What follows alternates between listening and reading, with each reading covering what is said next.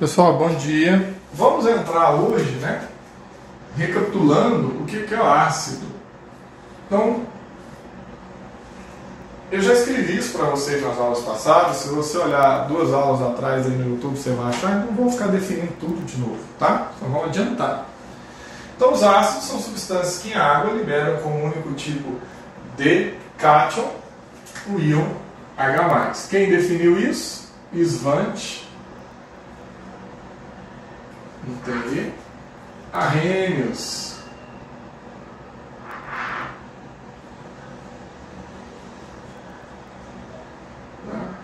Svante Arrhenius, um químico sueco, que definiu que, curiosamente, ele trabalhou com a ideia de eletrólise. Ele queria procurar soluções eletrolíticas para continuar o estudo ali de pilhas, e aí topou. Depois, tempos depois, você tem uma definição moderna do ácido, que aí você tem o que a gente chama de Debye.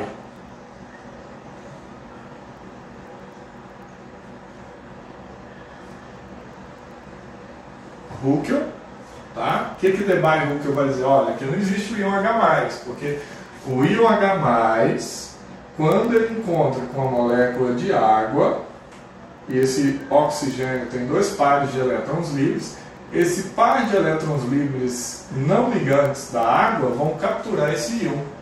Então eu vou ter a formação de um outro íon, que é o H3O+. Lembrando que essa carga positiva está distribuída por todos os 4 átomos, os 3 hidrogênios mais o oxigênio, não está retida no oxigênio. Isso aqui chama-se hidrônio, ou ainda hidroxônio,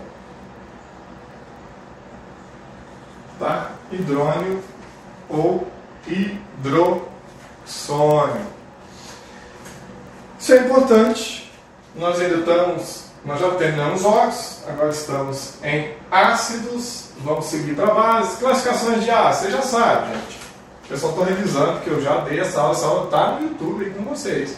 Os ácidos podem ser classificados em hidrácidos,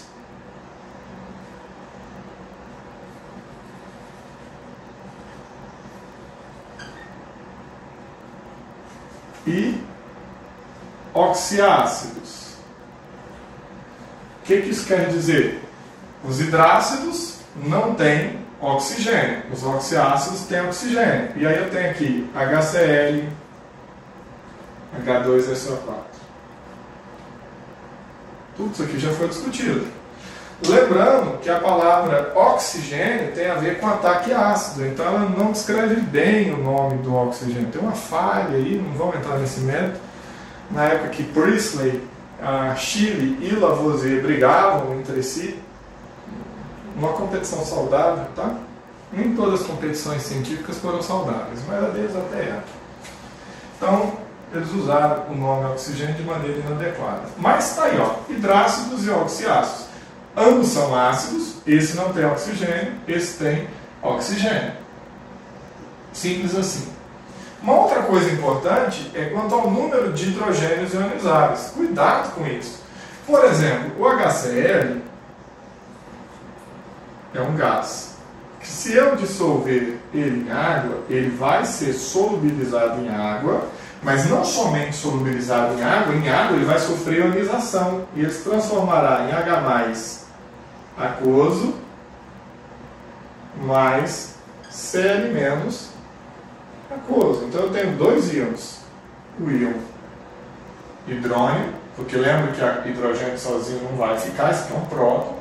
Esse próton está em água, vai ser capturado pela molécula de água e formar o hidrônio, então H3O+. Poderia escrever isso aqui, vamos substituir. Aquoso mais Cl-. Quantos hidrogênios ionizáveis, quantos hidrogênios eu posso separar aí, que seria o ácido, eu tenho no HCl? Gente, ele só tem um hidrogênio, então. Ele só tem um hidrogênio ionizado, um monoácido. Quando eu tenho mais de um hidrogênio, de ácido, triácido, tetrácido, aí eu tenho outras situações. É o caso desse aqui, ó. H2SO4. Esse essa substância em água, ele pode ter somente um hidrogênio ionizado liberado, um H+ aquoso, e aí ele pode ficar com o ânion bisulfato, ou hidrogênio sulfato, hidrogênio ácido sulfato, menos aquoso. Neste caso, você está vendo que apenas um hidrogênio ionizado, a primeira ionização dele.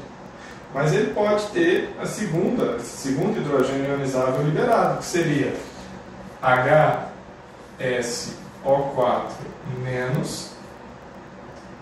Vou omitir o estado físico aqui. Em água, mas ele já é aquoso, tá? Em água, essa água é sempre líquida. Quando eu tenho o H+, aquoso, é só para você lembrar ele aquoso aqui, que ele vai virar H3 ou mais, para não ficar escrevendo isso de novo, mais SO4, 2 menos aquoso. Então repare, aqui eu estou mostrando toda a ionização do ácido sulfúrico. Ele tem primeiro uma ionização de um hidrogênio e depois o outro hidrogênio. Eles não vão sair ao mesmo tempo. Mas, de saldo líquido, você tem dois hidrogênios ionizáveis. Um exemplo de uma substância que tem 3 hidrogênios ionizáveis é o ácido fosfórico. A gente já discutiu isso com vocês. Então, o H3PO4, eu posso mostrar a ionização de todos eles. Ó, H3PO4. Esse cara, ele tem 3 hidrogênios ligados, né, cada hidrogênio dele ligado a um oxigênio aqui. Então, primeira coisa, para falar de hidrogênios ionizáveis, eu tenho que dizer que esse hidrogênio está ligado a um átomo muito eletronegativo. O fósforo não é muito eletronegativo. Então, quando eu tenho o hidrogênio ligado a um oxigênio, eu tenho hidrogênio ligado a um átomo muito eletronegativo, eu tenho a possibilidade desse hidrogênio sair. Então, neste caso, eu vou ter a primeira, né, o primeiro hidrogênio ionizável mais H2PO4 só menos. Já esse íon H2PO4 menos pode em água liberar H+ e formar o HPO4 2 menos, que por sua vez o HPO4 menos pode ionizar, liberar H+, mais PO4 3 menos.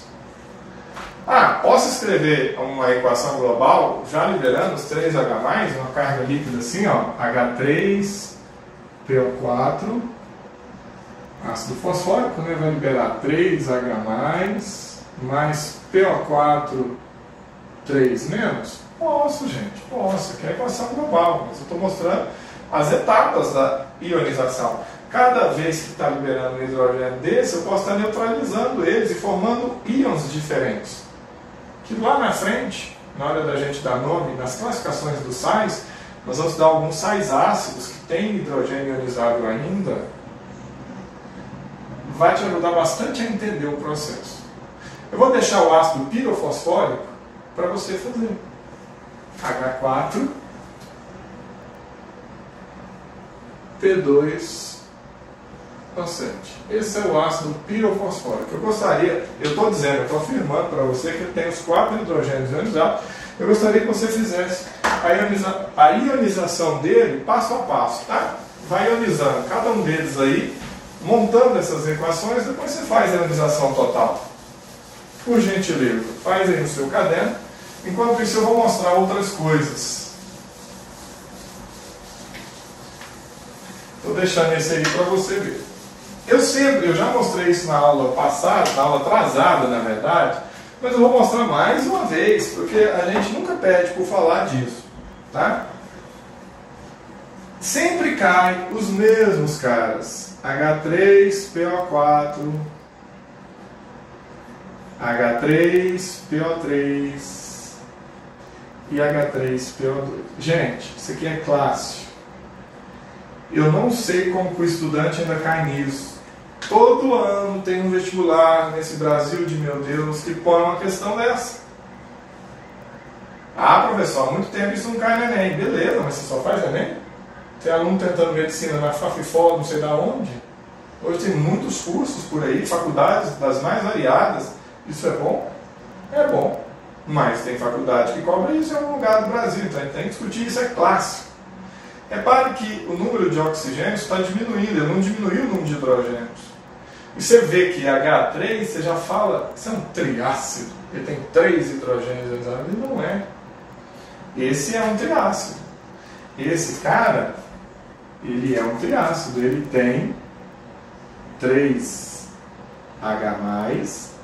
mais PO4, 3-, ácido fosfórico. Esse de baixo chama-se ácido fosforoso. E agora ele só tem 2 hidrogênios ionizáveis, mais HPO3, 2-. Tá?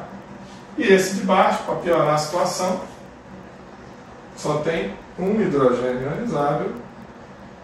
E ele forma, então...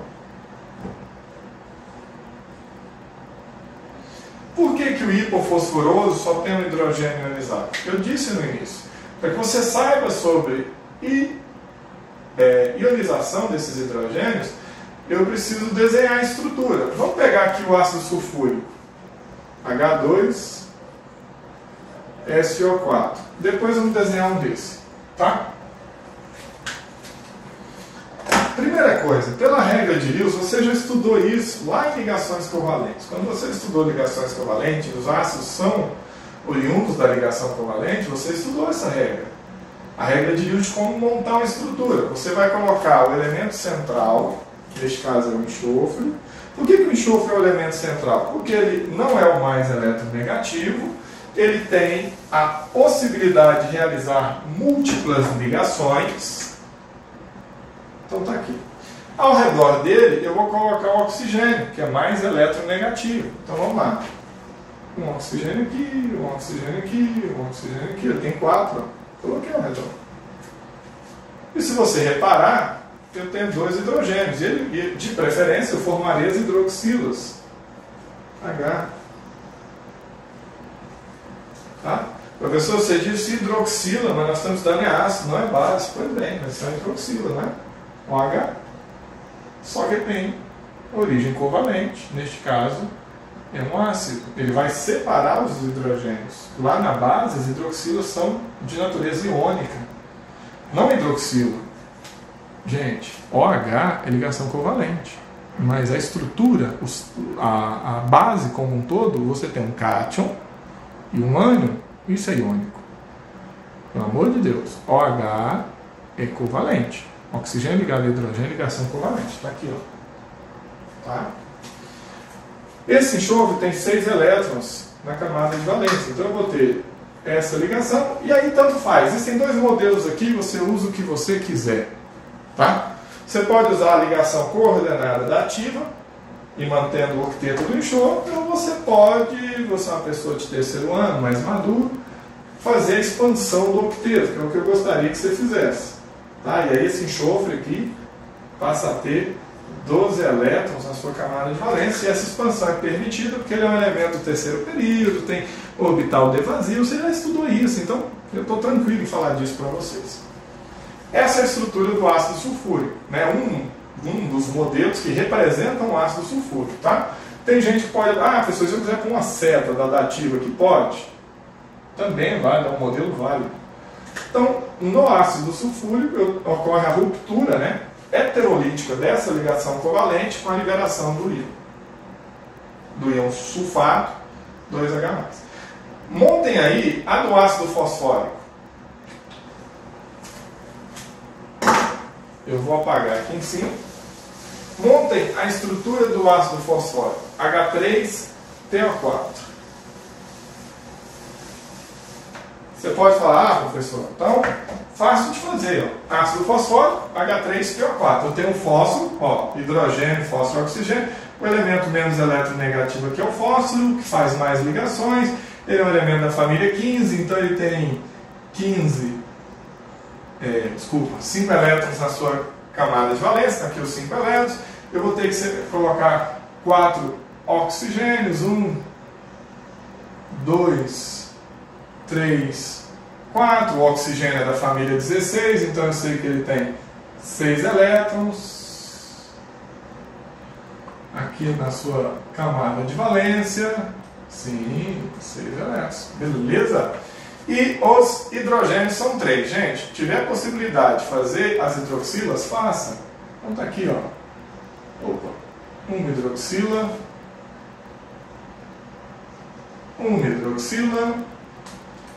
a última hidroxila. Olha que legal. Bom, vou estabelecer as ligações com o fósforo. Ó, olha, esse fósforo tem quantos elétrons? 1, 2, 3, 4, 5, 6, 7, 8. Tá feliz? To be happy? Tá feliz. Tá feliz. E esse oxigênio? 1, 2, 3, 4, 5, 6, 7, 8. Também tá feliz? To be happy? Ei. O hidrogênio 2. Tá feliz? Tá. Esse oxigênio de cima? 1, 2, 3, 4, 5, 6. To be happy? No. Tá triste, tá faltando, você tem que ligar ele. Como é que faz? Você pode apresentar uma ligação coordenada, que é uma seta, porque esse átomo ele já tem o octeto completo, ele tem um par de elétrons não ligantes, e esse oxigênio precisa exatamente de um par de elétrons. Eu faço uma ligação coordenada dativa. Resolvido? Resolvido. Professor, poderia fazer uma dupla ligação? Eu até prefiro que você faça isso, porque o fósforo é do terceiro período, ele tem um orbital dele, pode expandir o octeto, e aí ele teria 10 elétrons. Do jeito que está aqui, ele tem 8, tá? Filho, quer seja assim, do jeito que você representar, seja feliz. Tá bom? Ora, então, como que a gente faz com esse aqui, ó? H3PO2. Tá? E depois você monta o H3PO3 para você entender. Como seria então?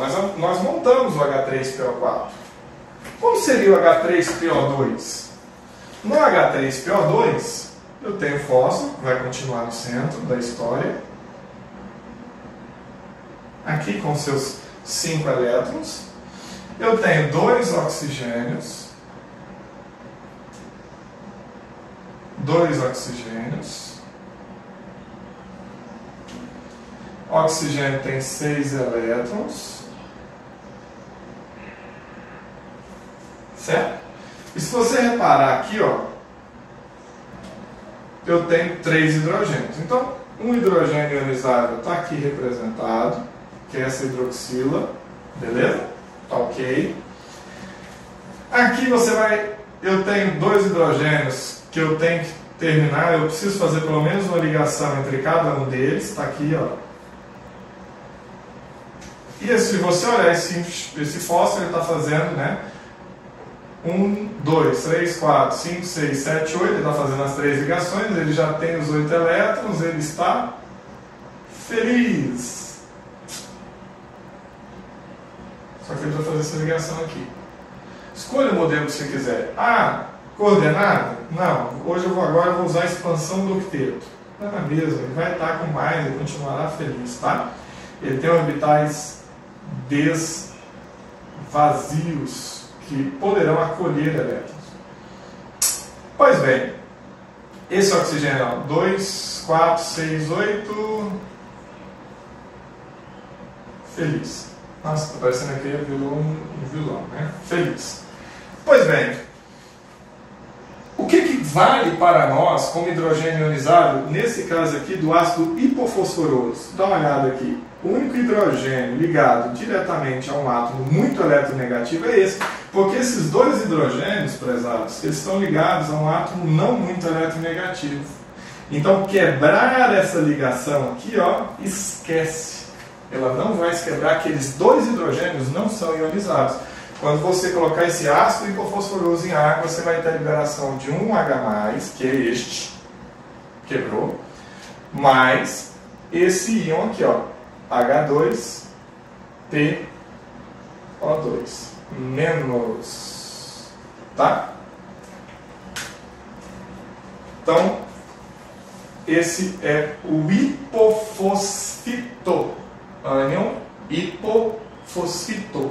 Não tem jeito com ele, gente. Ele vai ficar assim. Entenderam?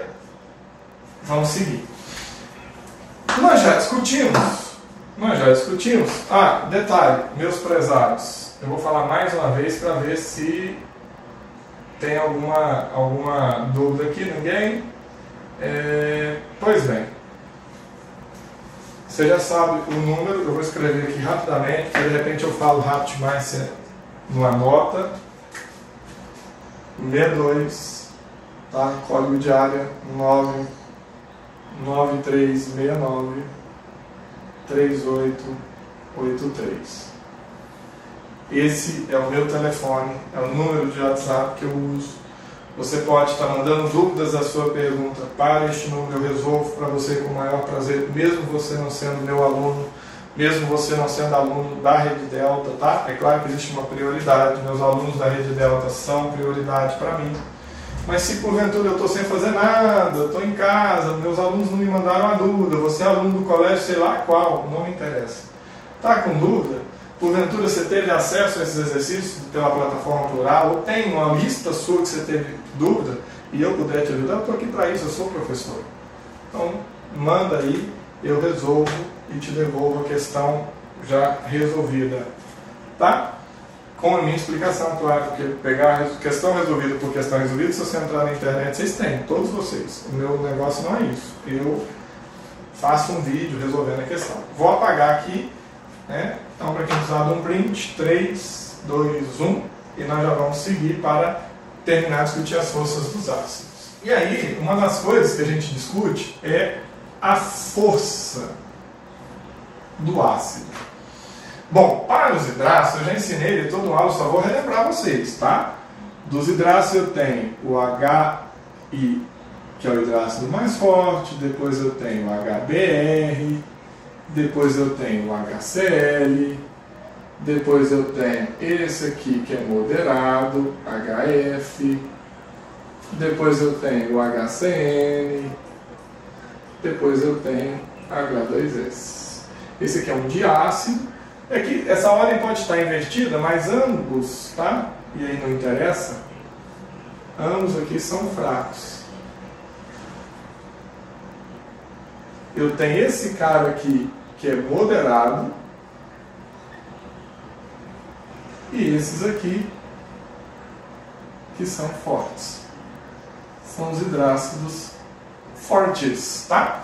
A proposta de um ácido forte, ele vem com base num alfa, que é o número de H+ ionizado sobre o número, tá, de moléculas do ácido. Então, quantas separou? Então, por exemplo, se eu pego HCl gasoso, né, borbulho ele em água líquida, eu vou promover a dissociação, né, a dissolução primeiro, com consequente dissociação dos íons, a ionização desse cara. E aí eu vou ter H+ aquoso mais Cl- igualmente aquoso. Neste caso, o que o alfa vai levar em consideração? O alfa vai levar em consideração a quantidade de H+, que separou, tá? Não me interessa o cloreto, isso aqui não é ácido, pela quantidade de HCl gasoso que eu tinha. Obviamente, pessoal, se eu pego uma parte, olha, esse H+ saiu daqui. Gente, pelo amor de Deus, se eu tenho uma parte pelo todo, nunca eu vou ter valores maiores que 1. Então esse alfa, ele vai ter que ser maior ou igual a 0 ou menor ou igual a 1. Quando o alfa é 0, o que significa? Que nenhuma molécula dessa substância sofreu ionização. E quando o alfa for 1, que todas, 100% das moléculas sofreram ionização. Por exemplo, se eu tenho 100 moléculas de HCl e 100 separou, 100 dividido por 100, 1. Uma das formas que a gente trabalha com alfa é multiplicar por 100% para você ter uma quantidade percentual. E aí nós convencionamos que até 5%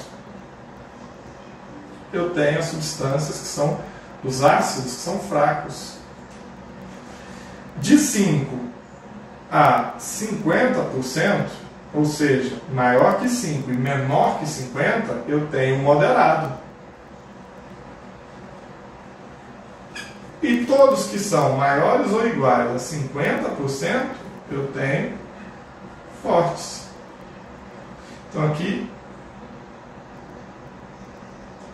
o alfa é menor ou igual a 5%. E aqui o alfa é maior ou igual do que 50%. Bom, e quando ele está entre maior do que 5 e menor do que 50, eu tenho os moderados. Isso é para quaisquer ácidos, tá? Tanto os hidrácidos quanto os oxiácidos. Por que esses hidrácidos aqui são fortes? Porque eles tendem a ter aqui é um conjunto de coisas. Eles têm uma eletronegatividade maior do que esse, do que gera uma polarização melhor da molécula. E, sobretudo, aqui envolve o tamanho é o efeito. O iodo ele não é mais eletronegativo que o flúor. Pelo contrário, o flúor é o mais eletronegativo. Mas o iodo é muito grande. Como o iodo é muito grande, ele enfraquece a ligação. Se ele enfraquece a ligação, é fácil de quebrar. Lembre-se disso. Força de ácido é hidrogênio livre. Para hidrogênio ficar livre, H+ ficar livre, esse próton ficar livre, eu preciso quebrar isso. Como que eu quebro isso? Usando força eletrostática, né, contra a força eletrostática da ligação. Então, o que prende o hidrogênio à molécula, o que forma a molécula, o que prende o hidrogênio ao iodo, é uma força eletrostática. Eu preciso ter uma energia maior do que essa força eletrostática, essa energia de solvatação da água. Tá? Então, quando isso acontece, esses dois se separam, eu tenho esse ácido sendo o hidrácido mais forte. Para os oxiácidos, tudo isso é válido, só que a gente costuma usar a seguinte continha, né? HEXOY, tá? Onde Y, HX, eu confundi, não é HE não. É HX e OY. Para os oxiácidos, esse E aqui é um elemento qualquer, tá? Porque se eu tiver só hidrogênio e oxigênio, eu tenho água ou alguma variação disso, não é isso que a gente quer. Então eu tenho uma substância, no mínimo ternária, onde tem 3 elementos diferentes, e aí eu vou fazer X, Y menos X, tá? Número de oxigênios menos o número de hidrogênios, lembrando que esses X são H+. O que é H+? Não é só o número de hidrogênios, é o número de hidrogênios que são ionizáveis. Cuidado com isso lá no ácido fosforoso ou hipofosforoso, senão sua conta fica errada, tá? Você quer só os que são ionizáveis.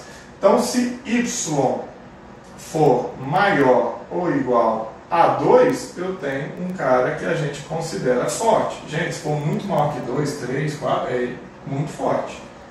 Se o Y for igual a 1, eu tenho um moderado. E, para terminar, se ele for igual a 0, eu tenho um fraco. Pessoal, isso aqui é só porque está no livro de vocês. Eu já dei essa aula antes, tá? Isso aqui já foi discutido há 2 aulas atrás, quando a gente trabalhou a nomenclatura. Por isso que eu não estou aqui com a pressa, estou passando por uma revisão desses assuntos.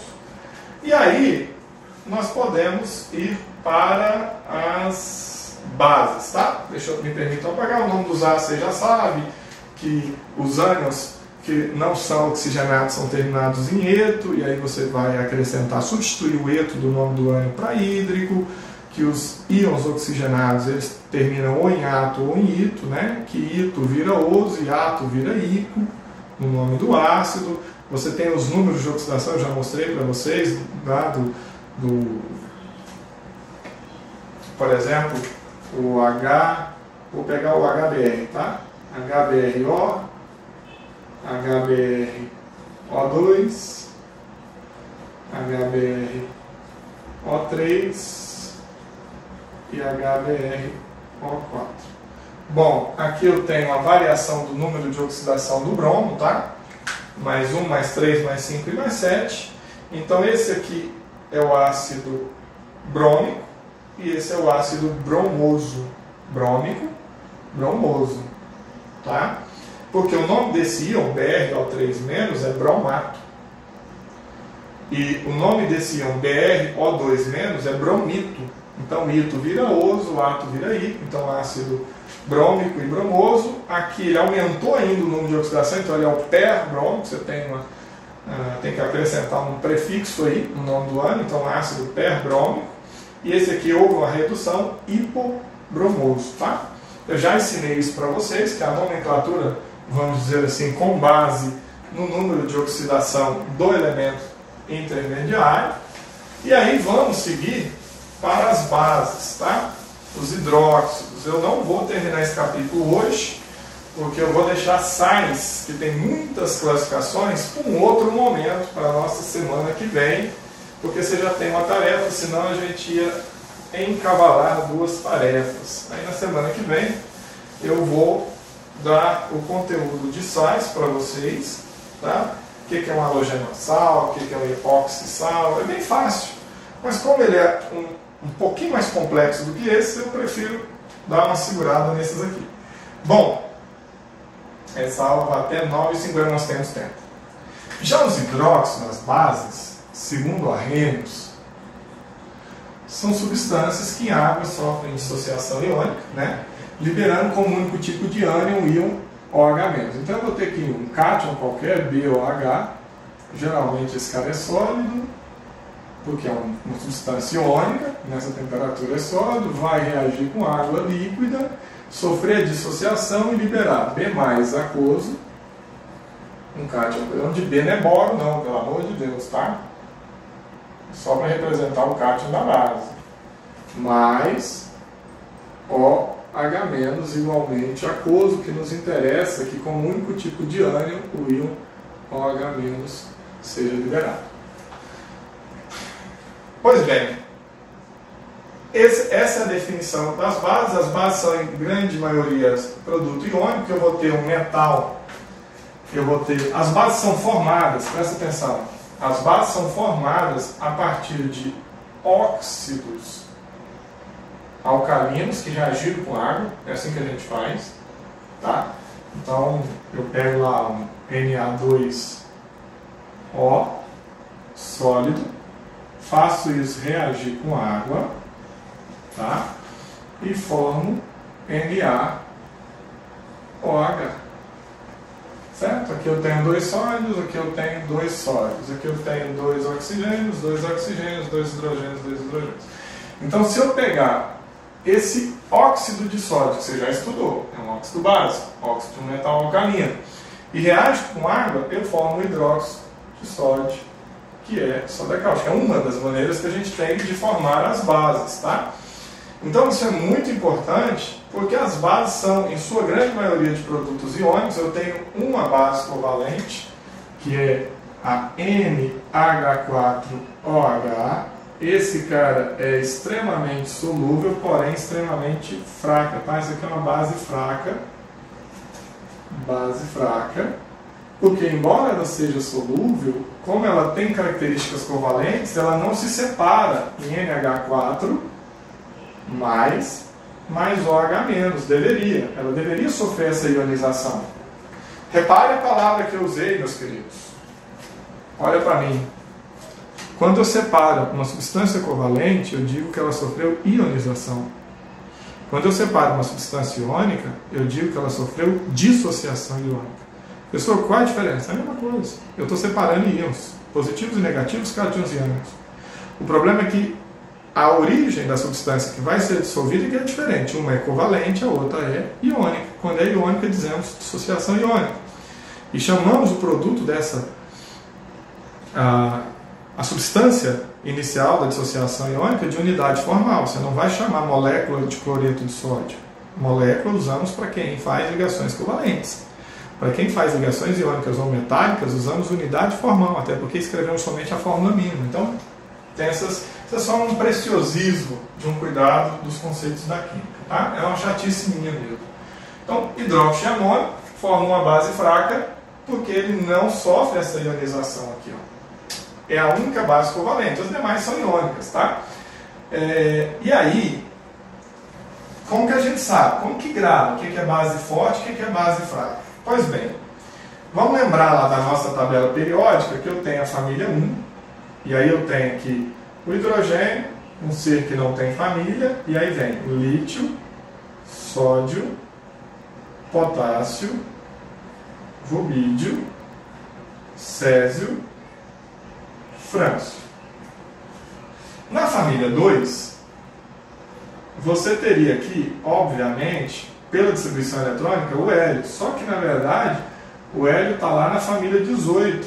Tá? Aqui, ó, hélio, neônio, argônio, criptônio, xenônio, radônio e organessônio. Por que o hélio está aqui, se a distribuição eletrônica dele é igual o do, por exemplo, berílio, magnésio, cálcio, estrôncio, o bário e o rádio? Pois bem, o hélio tem a distribuição desta família, mas a característica dele é desta família. Ele é um gás nobre, por isso nós colocamos ele lá. E o hidrogênio? O hidrogênio tem a distribuição dessa família, mas ele não tem mais nada em comum com essa família. Tá? Por isso que a gente diz que ele não tem família. Porque você não vai achar outro semelhante a ele. Pois bem, esses aqui a gente chama de metais. Lembra disso? Você estudaria isso em tabela periódica. Metais alcalinos. Opa, olha que legal! Alcalinos de alcali que formam bases, formam hidróxidos. E esses aqui, né, é o que a gente chama também de metais, porque tem características de doadores de elétron. Alcalinos. Não menos importante, terrosos. Tá? Agora, também formam bases. Curiosamente, vamos lá. Lítio forma base, hidróxido de lítio, base forte, ok?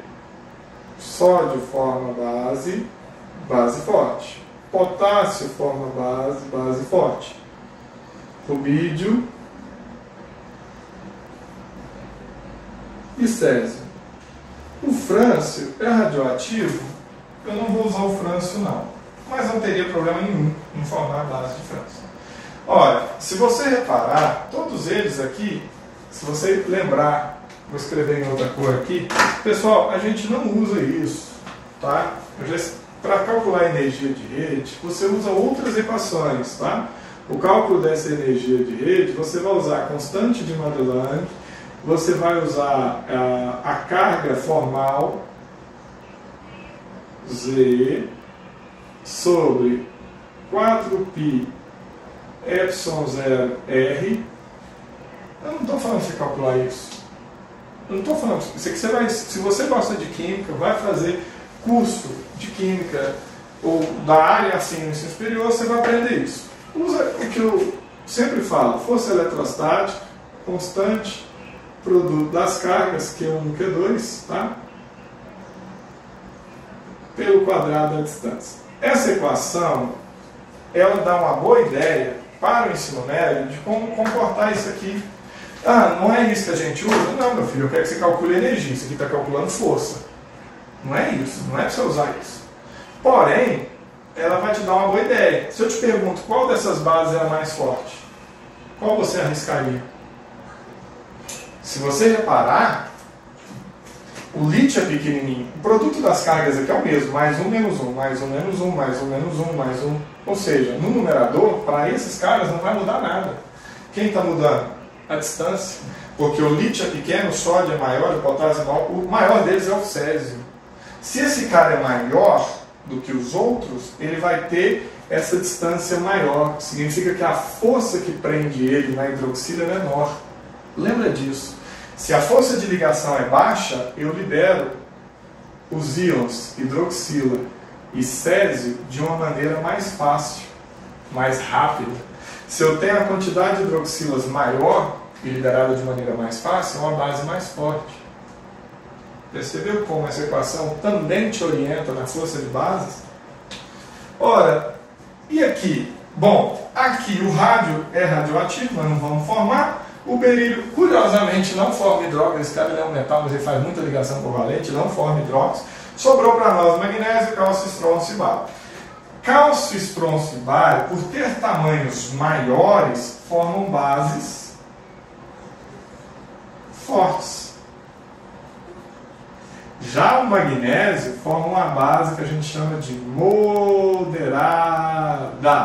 Por que base moderada? Porque ela é menor. Como ele é menor e o tamanho do magnésio lembra o tamanho do grupo OH, ele cria uma energia de rede que não permite uma boa solubilização em água, uma boa dissolução em água e, consequentemente, uma baixa, ou uma moderada, vamos dizer assim, separação de íons. Por isso que o hidróxido de magnésio, quando você vai dissolver hidróxido de magnésio, você toma o leite de magnésia, você vai perceber a característica, por isso que chama leite de magnésia, porque ele apresenta aspecto leitoso, tá? De uma suspensão. Ele tem baixa solubilidade, o hidróxido sólido dissolve bem. De magnésio não. É por isso que o de magnésio ele é moderado. Mas a explicação por que o de magnésio é moderado, o de cálcio, estronço e bário são fortes, se você reparar, magnésio, cálcio, estronço e bário, ambos são 2+. Eu tenho um produto 2+ com -1. Ou seja, o produto das cargas da equação de Coulomb é a mesma. O que está mudando? O tamanho dos íons. O magnésio é menor. Se o magnésio é menor, a força dele é maior.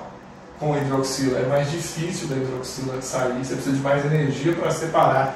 Já o bário é um íon grandão, está longe da hidroxila, você pôs um pouquinho de energia, separou. Se separou, a hidroxila está livre no sistema, base forte. Olha, e as outras bases? Filhos, todas, sem exceção, todas as outras bases são fracas, porque são insolúveis. Vamos pensar? Pois bem, olha o ferro. Eu tenho ferro +2 e +3. Dá uma olhada no hidróxido de ferro, o ferro OH3. Tá? O hidróxido ferro 3+, aquoso, formaria, né? Mais 3 OH-. Filho, isso aqui é super complicado de separar. A energia de rede desse hidróxido é alta, ele é pouco solúvel. Se ele é pouco solúvel, se ele não se dissolve, ele liberou a hidroxila? Não. Então o resto das bases dos outros metais, os outros hidróxidos, dos metais da tabela periódica, por uma questão de energia de rede, não se solubilizam em água. Se não se solubilizam em água, não libera a hidroxila. Se não libera a hidroxila, é uma base fraca, simples assim. É uma questão de solubilidade. Então, família 1 e família 2 solubilizam, está aqui o que você precisa saber delas. O resto, bases todas fracas, todo o resto. Ah, pessoa, base de alumínio, filho, todas são insolúveis, são fracas, está resolvido o problema. Ah, hidróxido de ouro, não interessa de quem você pensou aí agora, é fraco. Certo? Pois bem, então nós terminamos. Nós já vimos todos os...